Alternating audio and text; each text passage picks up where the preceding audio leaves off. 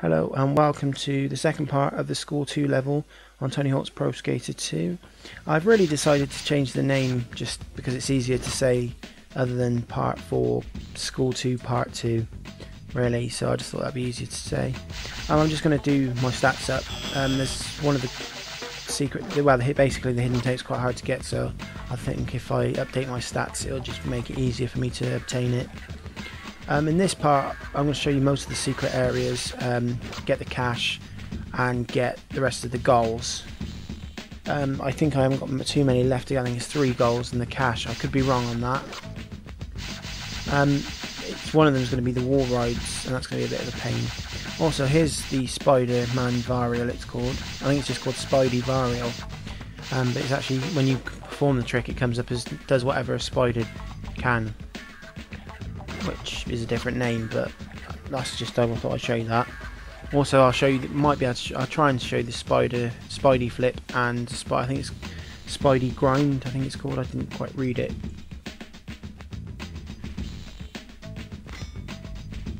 And that's the level we unlocked in the last part, which we'll be heading to next. How many goals is that? Oh, that's actually 5 goals. But I think I might be able to do a couple in one, hopefully, here. This really does take the time. This is why it's been split into 2 parts, because I don't tend to, as I said in the last videos, I try and go for 2 goals, but a lot of them I try to sort of I tend to do it in one go. The money as well, that doesn't help. It does slow you down. I mean, a lot of it you do tend to forget where it is and just looking around for it. And something else I wanted to add to this video as well. Have some more information on Tony Hawk's Pro Skater HD. It was apparently put up on Xbox Live this morning by accident or something. And I'll post the article so you can read it. Well, it was posted on Xbox Live this morning. I never noticed because I wasn't on Xbox Live this morning. I very rarely am on Xbox these days, if I'm honest. And apparently there was something about it was leaked that the date was the 11th of June, the release date. And also it was speculated that it might be part of a promotion that Xbox Live are doing this summer, called Summer of Arcade. It's probably something to do with the arcade games. Well, it's obviously because it's called arcade, but I'm not too entirely sure what the promotion's about. But that was actually confirmed on the article. Later on there was an update, and there's also been a bit of speculation that this might be a timed exclusive, so it'll only be on Xbox for a bit longer for now. That's not unusual for Xbox because they do get a lot of timed exclusives. Personally, I think it's a bit unfair, really. I mean, as I said, I do own both consoles, so it won't affect me, but I probably was going to get it on PlayStation anyway because I've always known Tony Hawk on PlayStation. I did have Project 8 on Xbox for a short time, but that was before my first Xbox broke. Oh no, it's actually my third one broke, sorry. So yeah, I traded it in, never kept it. But other than that, I've always known Tony Hawk on PlayStation. I did have a go on the N64 version of 2. I couldn't get on with it, wasn't used to the control, but it was. I think visually it was a little bit better. I could be wrong on that. It just looked like that to me. It's probably because I didn't see it, hadn't seen it in a long time. So I'm not trying to start any arguments there. I'm just saying my thing. But if it is an exclusive, I think it's, as I said, it's a bit unfair really for PlayStation fans. I mean, I think a lot of people do own both consoles, so it's not going to hurt them too much. But if you prefer it, prefer a console more, and it happens to be PlayStation, you might be out of luck there if that's the case. I think really exclusives, they don't benefit the gamers really. I don't think they benefit us at all. I think there's only 2 people it really does benefit, and that's the people who make consoles, and obviously the developers, because they get extra money for that for the game to be exclusive, really. And I think it's that's the only people it's really benefiting. So when you get this sort of, it just annoys me when people have got to be fanboys over it, really. Because it's not benefiting them, really. Well, it is because they get it earlier, but they would have got it that date anyway, possibly. And so I don't know really that. Hopefully not. I really hope it's not going to be. I really hope it's not going to be, but we'll have to wait and see for that, really.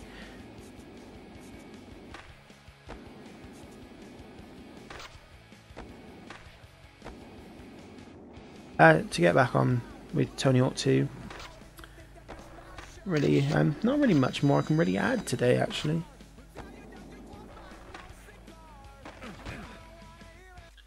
Oh, I got the skate letters there. I've just got to get the cash now. Now this is going to take the majority of the time up, I'm afraid. I know where most of it is, it's just remembering the little bits are. It's quite annoying because you sort of think, where is it, and you just run the clock down.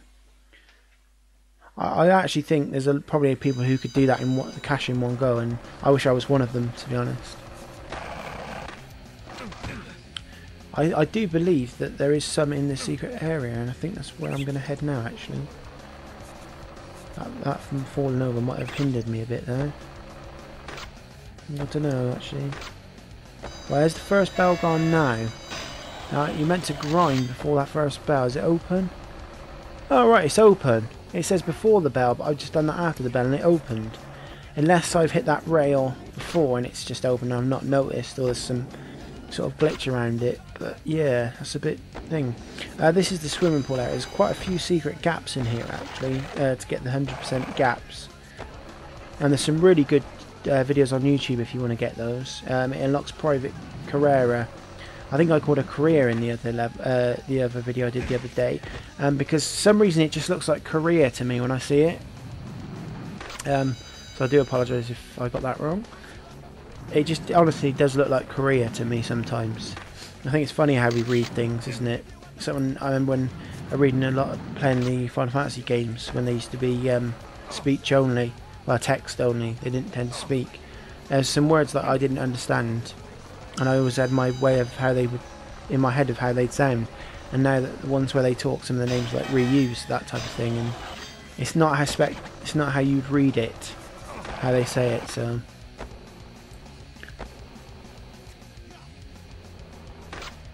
I think for the next level I'll show you off the silver costume that Spider-Man has. I actually don't know why that. I don't know anything about the costumes. So I do apologise for that, because I'm not, as I said in the first video, no, it's the second video actually, I don't know my Spider-Man at all. I can only speculate from what I've seen in the videos. There's a bit of lag there, I don't know what actually happened.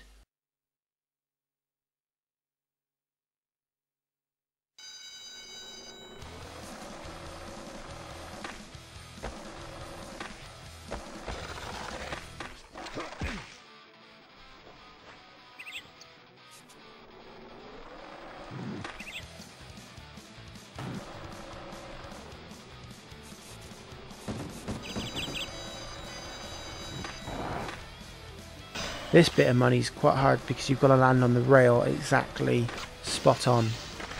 Oh, I fell over.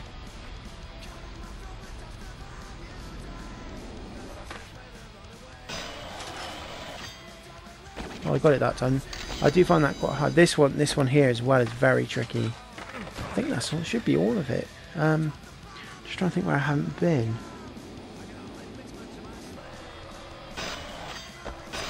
I'm just trying to think if I've been, because I've got some in the secret area, but is there any more in that secret area? The secret area I'm referring to is the one at the back.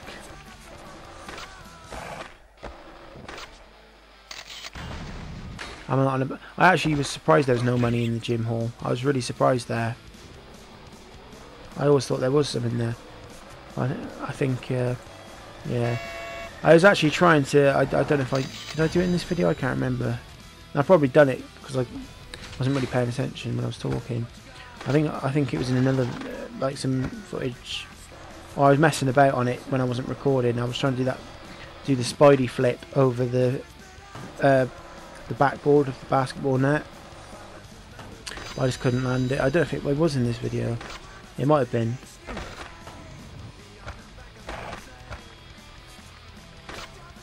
I'm trying to get, I'm going to run out of time. I was trying to get to the secret area, but oh, there it is, Spidey flip. I love that move. I love all of his tricks. I think they're quite epic. The Spidey grind's okay, but I think does whatever Spidey does, and Spidey Flip are the best moves on the game.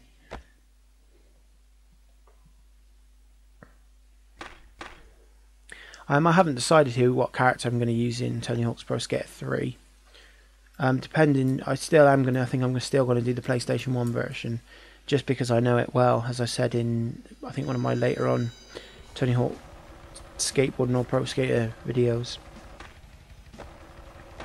And there's not really that much difference, only than graphically, really. And obviously there's not as many secret characters. Excuse me, on my throat. So yeah, it's not really a big difference other than that. And I think the levels are in a different order, but I'll do a comparison anyway. It's always fair that way. Really, I think the reason another reason I want to do PlayStation 1 version is just because I remember that I didn't really have the PlayStation 2 version, so I can't really. I just feel that I'd be better off doing the PlayStation 1 version. I mean, it's not that graphically bad anyway. I think there's only, as I said, there's minor differences. It's only really about the Creator Skater, I think, is different, and the secret characters, and there might be some secret levels that weren't in the PlayStation 1 version. I'm trying to think who the secret character is on the PlayStation 1 version, because there is one for getting gaps, which I might have to have a look at actually. Also, I think on the end of this, after I've finished the career, there's some secret levels I've got to show you on that as well. After I've done Tony Hawk 3, providing I still have time, I might just do it anyway, because I think it's a brilliant game, Tony Hawk 4. But it's just going to take me a long time because it's quite a long game. Well, I always remember it being quite a long game, but as I said back then, I sort of didn't have I had quite a phobia of damaging discs then. I mean, I was a bit over the top with it. I don't know why. I think it's just because I realised how I didn't used to look after my discs, and sort of how that they stopped working, some of them, because I wasn't looking after them. I kind of started looking after them, and like literally I had this thing where I couldn't play a disc longer than an hour. It was hilarious, really, looking back on it. I think it's just because I enjoyed playing them so much. I think you know, my time at school really I wouldn't say I had it bad, but I did used to get, you know, a lot of people winding me up, that kind of thing. And I think it was just nice to sort of come home and, you know, enter a different world, if sort of that's how I describe it. I mean, that's why I think I really got on with games back then. I think it was just nice to, as I said, you know, I expect a lot of people have had that. Anyway, that's the end of this part. I'd love to talk more about that, but I haven't got time. So hopefully I'll see you for Marseille, I think is the next level, the competition. So thank you for watching, and hopefully you'll join me next time.